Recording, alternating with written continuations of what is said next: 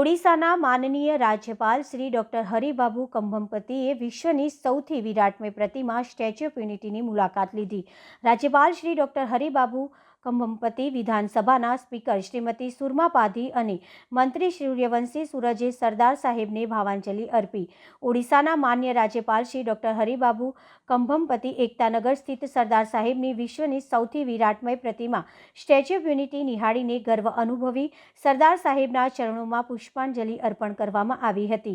ઓડિશાના રાજ્યપાલ શ્રી ડૉક્ટર હરિબાબુ કંભમપતિ, ઓડિશા વિધાનસભાના સ્પીકર શ્રીમતી સુરમા પાધી અને ઉચ્ચ શિક્ષણ, રમતગમત અને યુવા સેવાઓ અને ઓડિશા ભાષા સાહિત્યના મંત્રી શ્રી સૂર્યવંશી સૂરજ પણ જોડાયા હતા। તેમણે સ્ટેચ્યુ ઓફ યુનિટીના વ્યુંગી ગેલેરી ખાતે પહોંચી સરદાર સરોવર ડેમ, સાતપુડા અને વિંધ્યાચલની ગિરિમાળા વચ્ચેની પસાર થતી નર્મદા નદી સહિતની હરિયાળી કુદરતી વિહંગમ દ્રશ્ય નિહાળ્યું હતું। વૈશ્વિક પ્રવાસનના કેન્દ્રબિંદુ તરીકે ઉભરી આવેલા સ્ટેચ્યુ ઓફ યુનિટીમાં પ્રદર્શન કક્ષ સહિત સરદાર સાહેબના જીવન કવનની તસવીરોની ઝલકને નજરે નિહાળી હતી।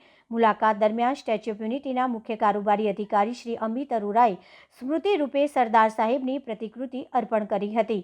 પરિવાર સાથે પધારેલા રાજ્યપાલ શ્રી ડૉક્ટર હરિબાબુ કંભમપતિ, વિધાનસભાના સ્પીકર શ્રીમતી સુરમા પાધી અને મંત્રી શ્રી સૂર્યવંશી સૂરજે આ મુલાકાત દરમિયાન એસઓયુના ગાઈડ દ્વારા સ્ટેચ્યુ ઓફ યુનિટીના સમગ્ર નિર્માણ અને પ્રોજેક્ટની વિશેષતા વિશે ઝીણવટભરી માહિતીથી વાકેફ કર્યા હતા।